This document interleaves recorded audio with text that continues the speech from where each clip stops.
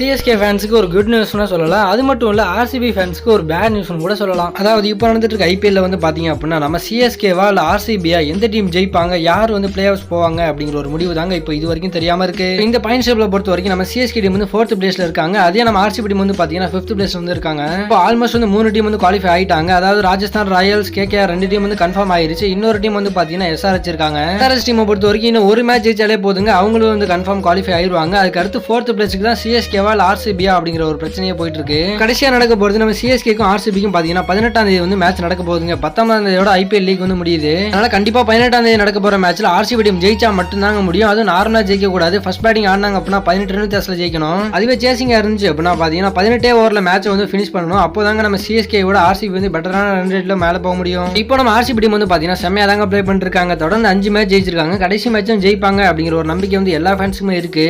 குறுக்க அந்த கௌசிக் வந்தா என்ன பண்ணுவீங்க அப்படிங்கிற மாதிரி தாங்க இப்போ வந்து பாத்தீங்கன்னா புதுசா ஒரு பிரச்சனை வந்து வந்திருக்கு.